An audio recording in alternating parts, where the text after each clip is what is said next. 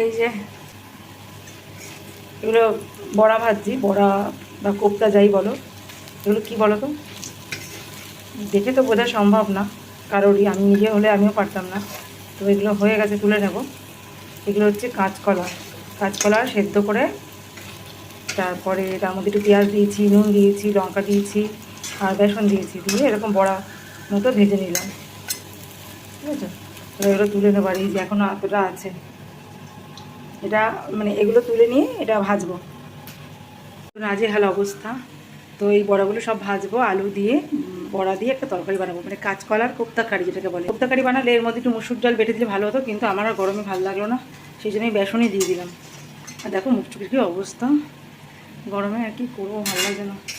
ডাল হয়ে গেছে, লাউ দিয়ে আজকে মুসুর ডাল বানিয়েছি, পটল ভাজা হয়ে গেছে, আর এই যে ভাতও হয়ে গেছে, নামাবো। আর এখন বাজে হচ্ছে দুপুর 1টা।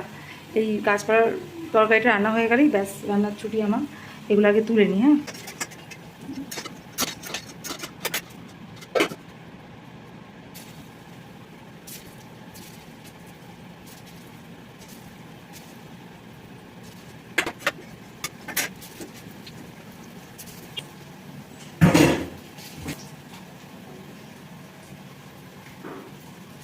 এটা বানানোর কোনো প্ল্যান ছিল না, ইচ্ছা ছিল যে কাঁচকলা দিয়ে আলু দিয়ে পাতলা একটা ঝোল করব।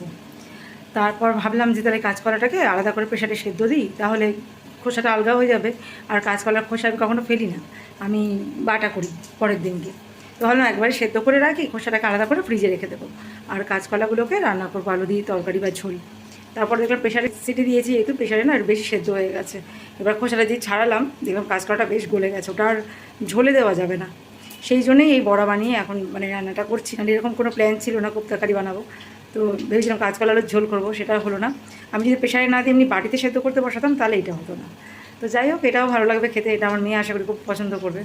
আর আমার তো কাঁচকলা ভীষণ ফেভারিট, আমি নিরামিষ তরকারিও করি, আবার এই যে রান্না করছি বাকি বড়াগুলো ভাজছি, আর নিরামিষও করি, মানে জিরে আদা দিয়ে ঝোল, আবার পেঁয়াজ রসুন দিয়েও মাংসের মতো করে করি, দারুণ লাগে।